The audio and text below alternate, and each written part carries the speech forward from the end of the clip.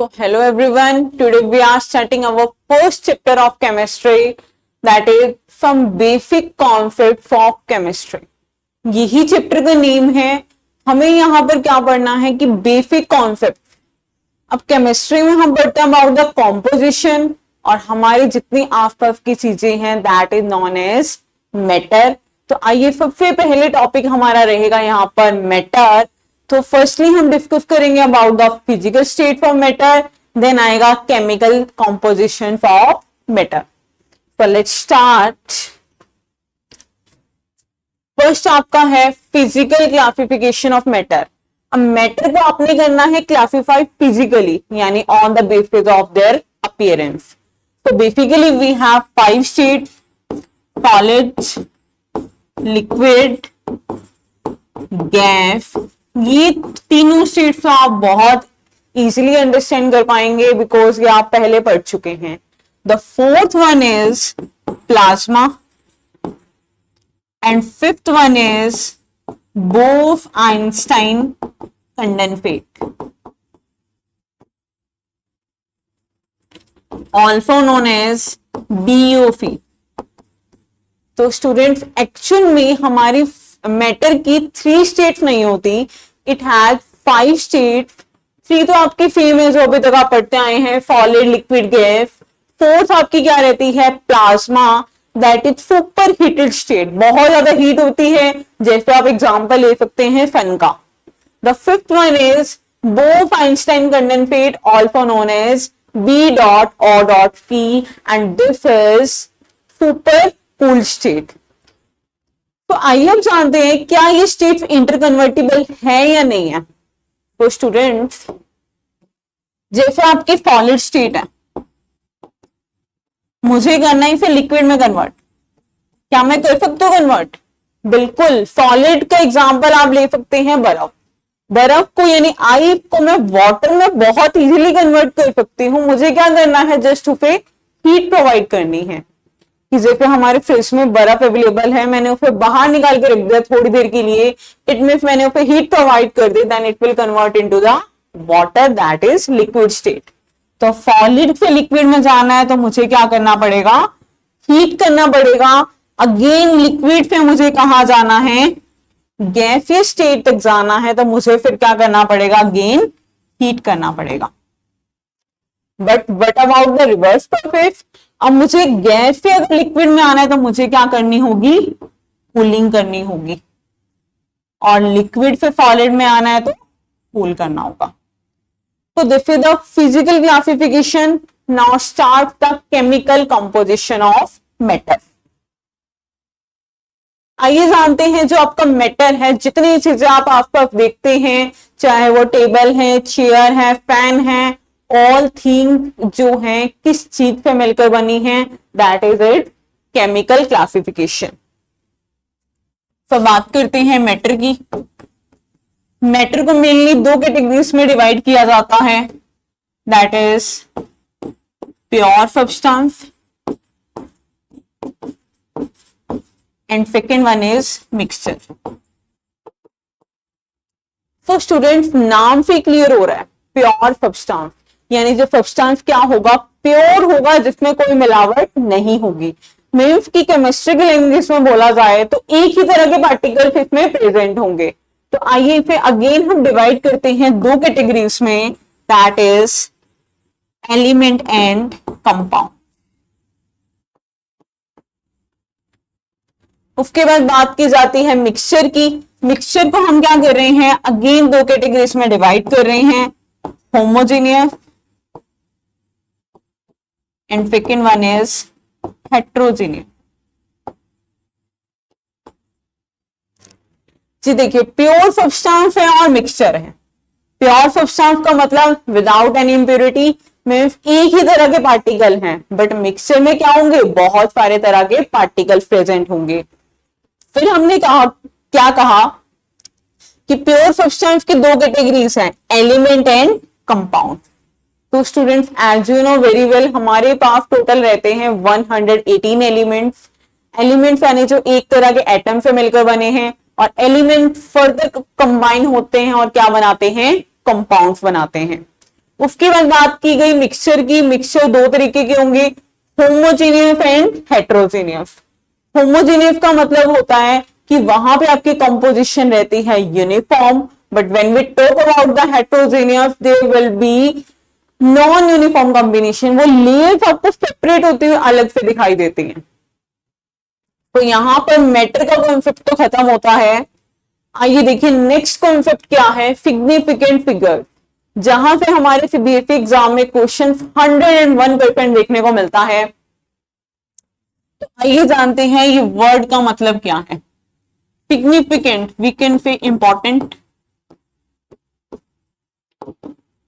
कहते हैं ना। कोई भी कॉन्सेप्ट किया, जैसे आइसो टॉप पढ़ते हैं, आइसो बार पढ़ते हैं, उसके बाद हम क्या कहते हैं, व्हाट इज इट सिग्निफिकेंस, यानी इसकी क्या इंपॉर्टेंस है। तो वही है यहाँ पर सिग्निफिकेंट फिगर्स, यानी कौन से फिगर्स इंपॉर्टेंट हैं या कौन से फिगर्स इंपॉर्टेंट नहीं है। तो हमारे पास देखिए जब भी कोई एक्सपेरिमेंट परफॉर्म किया जाता है डिफरेंट डिफरेंट हमारे पास वैल्यूज आती हैं, तो मुझे जानना है कि कौन सी सिग्निफिकेंट है या नहीं है। फॉर एग्जाम्पल बात करते हैं velocity of light in vacuum, हम क्या लिखते हैं 3 × 10⁸ मीटर पर सेकेंड। 3 के साथ आपकी कितने जीरोस हैं, 8 जीरोस है। अब मुझे ये नहीं पता ना कि ये सारी आपकी जो है जीरो सिग्निफिकेंट होंगी या नहीं है, इंपॉर्टेंट है या नहीं है। तो आइए कुछ रूल्स जानते हैं जिनके बेसिस पर हम डिसाइड करेंगे, और उसके बाद मैं आपके सामने एक क्वेश्चन लेकर आई हूं कुछ इस तरीके का कि जहां पे आपको वैल्यूज गिवन हो गई, you have to determine the number of significant figures. तो आइए पहले रूल्स को डिसाइड करते हैं कि किन रूल्स के बेसिस पर आप कह सकते हैं कि how many significant figures are there.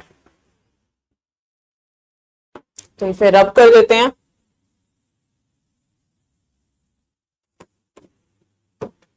So the first rule is all non-zero digits are significant.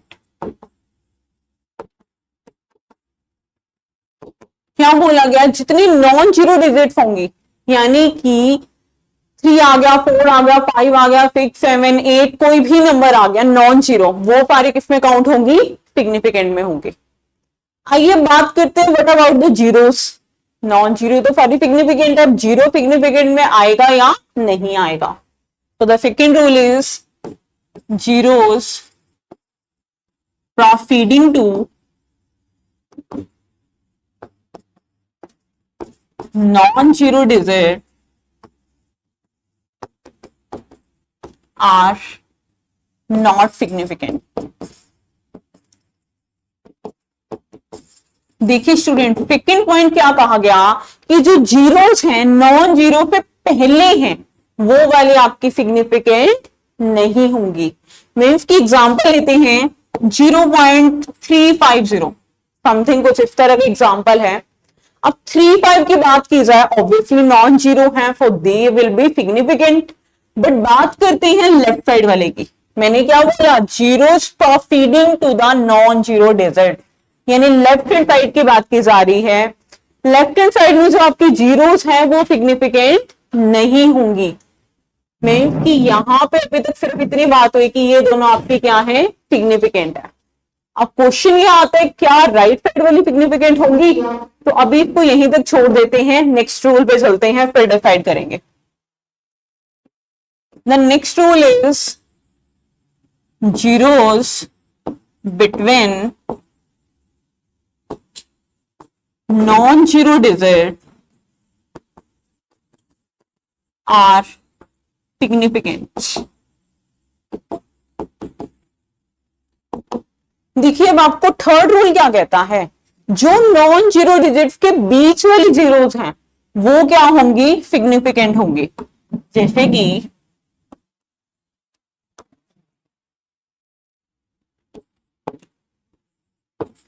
मैंने एग्जांपल ले लिया 0.2005 का, ये आपकी नॉन जीरो डिजिट है, ये भी आपकी नॉन जीरो डिजिट है।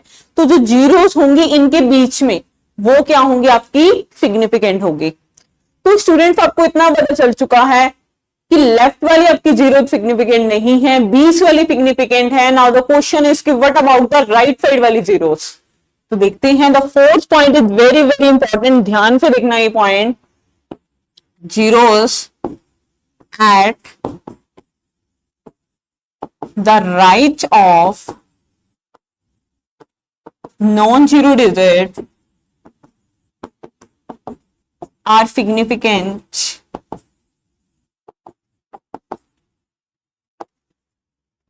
only if there is a decimal point.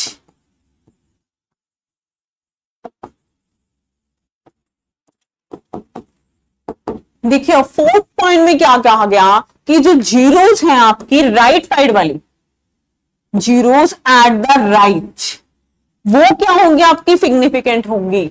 Okay significant है, बट कंडीशन क्या है, if there is a decimal point, कि अगर डेसिमल पॉइंट है तो obviously they will be significant, but अगर डेसिमल पॉइंट नहीं है तो they will not be significant. अब इस बात को आइए पहले देखते हैं एग्जाम्पल के थ्रू। ये 4 पॉइंट्स आई थिंक आपको क्लियर होंगे। अब जो फोर्थ में आपका एग्जाम्पल लेंगे हम, देखिए एक मैं ले रही हूं 100.0, एक मैं ले रही हूं 100। I have these two number. बात की गई राइट साइड वाली जीरोस की, 1 के राइट साइड में है 0.0 और 1 के राइट साइड में है 0. अब क्वेश्चन आता है किसको सिग्निफिकेंट मानू किसको नहीं मानू।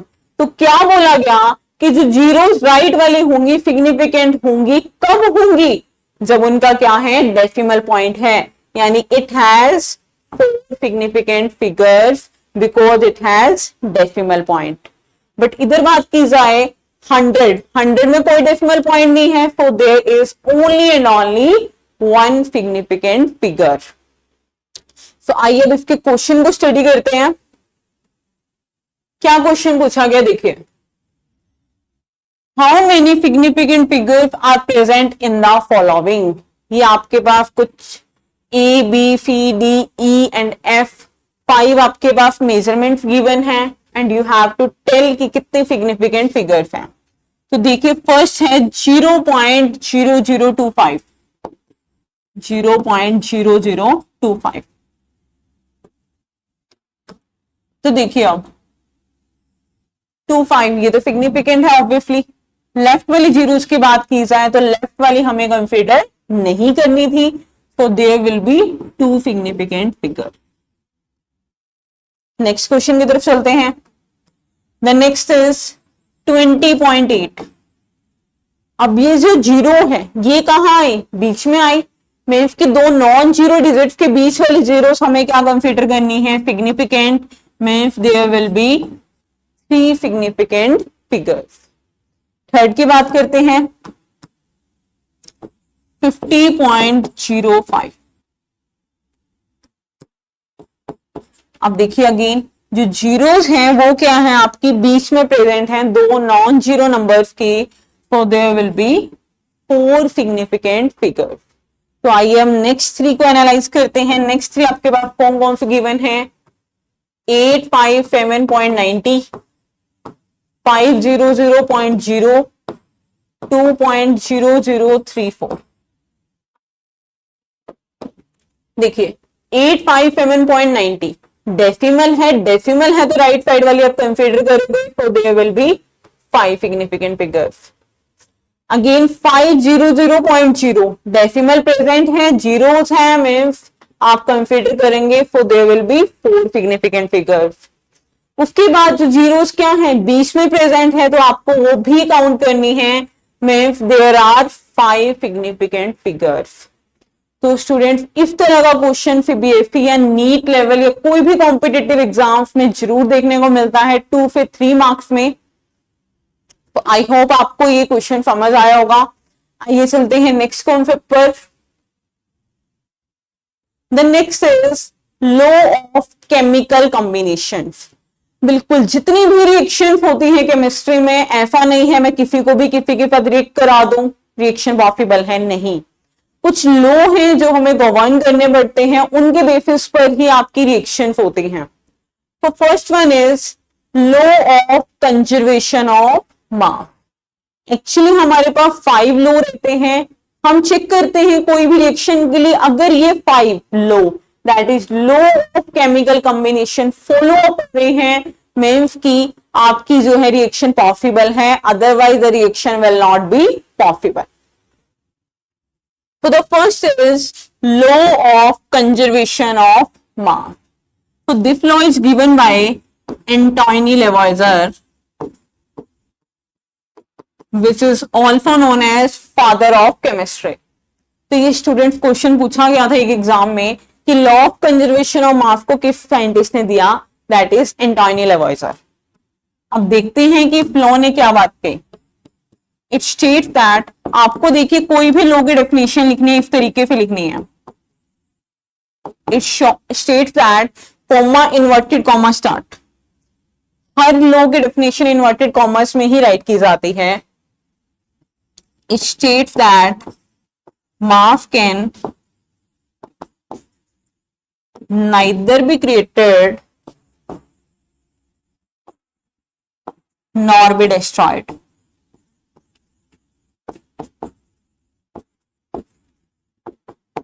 देखिए फ्लो ने क्या कहा कि जो मास है ना तो वो क्रिएट किया जा सकता और ना ही वो डिस्ट्रॉय किया जा सकता।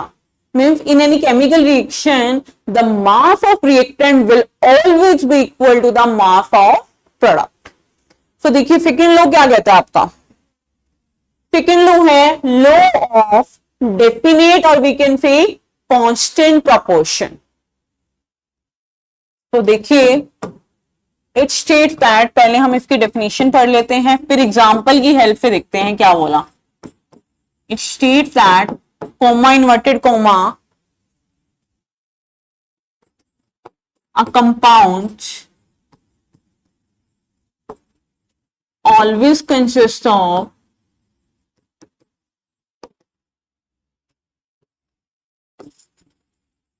same element in the fixed ratio by mass. Inverted comma close full stop. So it is the right manner to write the definition of a law. तो देखिए बोला क्या गया, अ कंपाउंड, बात की जा रही है कंपाउंड की। ओके, कंपाउंड हमें पता है एलिमेंट से मिलकर बनते हैं और एलिमेंट के अंदर क्या रहती है, जो एलिमेंट्स कंबाइन होंगे they combine in fixed ratio by there masses. तो लॉ में क्या बात की गई, a compound always consist of same elements. Okay, कि कंपाउंड में ऑलवेज सेम एलिमेंट ही आएंगे और वो भी फिक्स्ड रेशियो में आएंगे बाय मास के। तो आइए इसके एग्जांपल लेते हैं। आप एग्जाम्पल ले सकते हैं कार्बन डाइऑक्साइड का, एग्जाम्पल ले सकते हैं वाटर का, ये एग्जाम्पल ले सकते हैं आप यहाँ पर क्यूप्रिक कार्बोनेट का, जो आपकी एनसीईआरटी बुक्स में एग्जाम्पल मेंशन है। तो आइए वन बाय वन देखते हैं। कार्बन डाइऑक्साइड की बात की जाए तो कार्बन डाइऑक्साइड आप कहीं पे भी ऑब्टेन कर लीजिए, एज यू नो किसी भी सब्सटेंस को आप कंबस्ट करेंगे कार्बन डाइऑक्साइड आपके रिलीज होते हैं। तो कार्बन डाइऑक्साइड कहीं पे भी ऑब्टेन की जाए it always consist of carbon and oxygen. और मास की रेशियो की बात की जाए तो कार्बन का मास रहता है 12, ऑक्सीजन का रहता है 16, बट देयर आर 2 ऑक्सीजन, तो 12 रेशियो 32, इट मीन्स 6 रेशियो 16 और we can write 3 ratio 8। Means carbon dioxide कहीं से भी ऑब्टेन की जाए it always consist of carbon and oxygen in the fixed ratio that is 3 ratio 8। Water की बात की जाए, वाटर में 2 रेशियो 16 यानी कि 1 ratio 8। Means water always consist of same element hydrogen and oxygen in the fixed ratio of 1 ratio 8। Okay, now we talk about the cupric carbonate, जो आपके NCERT books में एग्जांपल गिवन है। तो cupric carbonate में क्या कहा गया, basically कहता है कि एक आप क्यूप्रिक कार्बोनेट का लीजिए नेचुरल सैंपल, एक लीजिए artificial sample. It always consist of 3 element पाएंगे। देखिए क्यूप्रिक यानी कॉपर, कार्बन, ऑक्सीजन। कहता है कि आप आर्टिफिशियल सैंपल भी ले सकते हैं और आप जो है नेचुरल सैंपल भी ले सकते हैं। इन बोथ द सैंपल्स जो आपके तीनों एलिमेंट्स की परसेंटेज रहेगी वो सेम रहेगी। तो कुछ इस तरीके से थी, जो कॉपर है वो 51% के आसपास था, 51.74 समथिंग था। कार्बन है वो आपका 9 था। उसके बाद जो है आपकी कितनी रेशियो बचती है 40। मीन्स कुछ इस तरीके पे हमें जो शो करना है कि परसेंटेज क्या रहेगी, वो इक्वल रहेगी आपकी। तो देखते हैं नेक्स्ट लॉ क्या कहता है अब आपको। The next law is law of multiple proportion. तो जैसे मैंने कहा कि लास्ट लॉ यानी लॉ ऑफ डेफिनेट प्रोपोर्शन ने भी कंपाउंड के बारे में डील की थी, तो ये भी लॉ किसके बारे में डील करेगा, कंपाउंड के बारे में ही डील करेगा। आइए देखते हैं अब ये लॉ क्या कहता है। When elements combine to form more than two compounds, they always have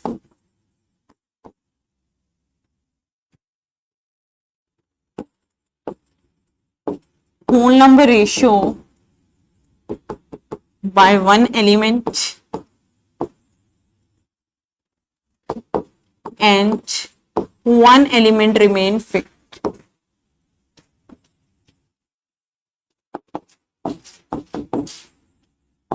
देखिए अब क्या कहा गया, जो आपका था लॉ ऑफ डेफिनेट प्रोपोर्शन, उसने बात की थी कंपाउंड के बारे में, बट उसमें था only and only one compound. यहां बात की गई है जब एलिमेंट्स कंबाइन होके क्या करेंगे, more than two compounds, two compounds बना सकते हैं या मोर देन टू कंपाउंड। मैं यहां पर थोड़ा सा चेंज कर देती हूं, यहां लिखते हैं मोर देन वन कंपाउंड।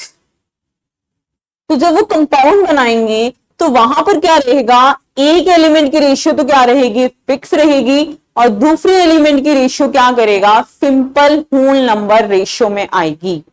तो देखिए एग्जांपल, हाइड्रोजन की बात करते हैं। हाइड्रोजन एंड ऑक्सीजन का मैंने कंबाइन किया। According to equation hydrogen oxygen combine करके क्या बनाते हैं, वाटर बनाते हैं। तो मैंने फर्स्ट इक्वेशन ये लेट कर ली, and in the second equation मैंने सेम एलिमेंट लेनी है, हाइड्रोजन एंड ऑक्सीजन।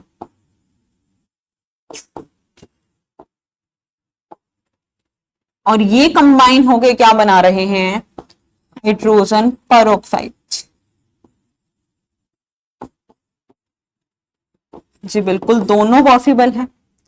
अब वही सेम एलिमेंट थे लेकिन प्रोडक्ट डिफरेंट डिफरेंट मिला, यही बोला ना मोर देन वन कंपाउंड, तो आपने बना लिया मोर देन वन कंपाउंड। अब इसमें देखिए जो आपकी इक्वेशन की बात की जाए तो क्या बनेगी, हाइड्रोजन H2 आपका, इसमें भी आपका H2 है, ये आपका क्या रहेगा, सेम रहेगा। लेकिन ऑक्सीजन की बात की जाए, वाटर में तो होता है H2O और परऑक्साइड में होता है H2O2। मीन्स की यहां पे आपको किसकी नीड है, O की, और यहां पे किसकी नीड है, O2 की नीड है। मीन्स की इसकी रेशियो क्या रहती है 16, और ये क्या है 32। मीन्स की 16 रेशियो 32 1:2 में प्रेजेंट है। तो स्टूडेंट्स यही बात की गई थी कि जब दो एलिमेंट कंबाइन होके मोर देन वन कंपाउंड बना रहे हैं तो एक की रेशियो तो आपकी रहेगी फिक्स। तो यहां पर हाइड्रोजन तो रहा फिक्स, लेकिन जब ऑक्सीजन की बात की गई तो एक जगह O कंबाइन होगा और एक जगह O2 कंबाइन होगा। So the ratio will be 16:32 और वी कैन से 1:2। तो स्टूडेंट ये दो लॉ थे दैट डील्स विद कंपाउंड, और कंपाउंड में भी आपने कंफ्यूज नहीं होना। जो आपका लास्ट था लॉ ऑफ डेफिनेट कांस्टेंट या डेफिनेट या कांस्टेंट प्रोपोर्शन, उसमें एक कंपाउंड की बात हो रही थी, यहां पे आपकी मोर देन वन कंपाउंड के बारे में बात हो रही है। तो दोनों कंपाउंड के लॉ खत्म होते हैं, अब बचते हैं आपके पास दो लॉ। अब ये दोनों लॉ आपकी गैस के साथ डील करेंगे। देखते हैं नेक्स्ट क्या है। नेक्स्ट है गेल-लोफेक लॉ ऑफ गैसियस वॉल्यूम, यानी गैस के बारे में डील कर रहे हैं। तो देखिए इस लॉ ने क्या बात कही, It states that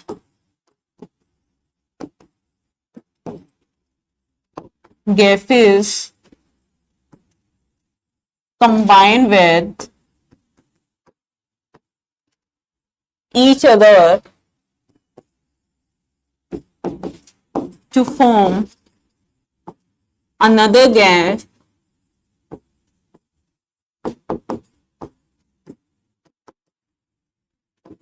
in a simple whole number ratio by mass. Sorry, यहाँ पे हम होल नंबर रेशियो जरूर लेंगे लेकिन मास के नहीं लेना हमें, क्योंकि अब हम बात कर रहे हैं गैस की, तो we have to consider the word volume. तो होल नंबर रेशियो लेंगे हम यहाँ पर बाय वॉल्यूम। तो अब हमें क्या करना है, गैस को ही कंबाइन कराना है। अभी तक मैं कंपाउंड एलिमेंट तक अटकी हुई थी, अब मुझे क्या करना है, गैसेस को कंबाइन कराना है।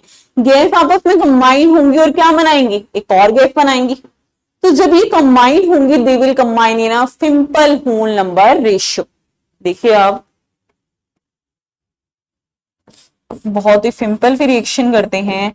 हाइड्रोजन एंड क्लोरीन मिलके क्या बना रही हैं, HCl, कुछ इस तरह का। तो जब मैं वॉल्यूम की बात करती हूँ, अप्रॉक्स ये 50 ml जब कंबाइन किया जाता है एक्सपेरिमेंटली विद 100 ml, तो हमारे पास भी कुछ 100 ml HCl जो है ऑब्टेन हो रहा है। चलो ऑब्टेन की हमें यहाँ पर बात नहीं करनी, मुझे रिएक्टेंट साइड की ही बात करनी थी। तो कहता है कि जब दो गैस कंबाइन होंगी, they will combine in a simple whole number ratio, यानी कि 50:100, तो दे आर कंबाइनिंग इन 1:2। तो इसमें कंबाइन हो रही हैं। तो ये लो आपको ये बताता है, that is Gay Lussac law of gaseous volume. Gay Lussac is the name of scientist जिसने हमें गैस की वॉल्यूम के रिगार्डिंग लॉ दिया। ओके, चलते हैं नेक्स्ट लास्ट लॉ की तरफ। The next one is Avogadro law. Avogadro is also name of scientist. तो देखिए इसने क्या कहा, it states that gases at same temperature and pressure, gases at same temperature and pressure contains equal number of atoms and molecule. देखिए इसने सिर्फ इतनी सी बात कही थी कि गैसेस जो हैं, अब मैंने दो गैस ली या तीन चार गैसेस ले ली, सेम टेम्परेचर एंड प्रेशर पे बात करते हैं, तो they always consist equal number of atoms and molecules. तो स्टूडेंट्स अपने 5 लॉ को स्टडी किया। फर्स्ट लॉ तो बहुत ही सिंपल था, about the conservation of mass. बाकी के 2 लॉ आपके कंपाउंड्स के साथ डील करते हैं और लास्ट वाले 2 लॉ आपके गैस के साथ डील करते हैं। होप सो आपको वीडियो हेल्पफुल रहेगी। Thank you so much.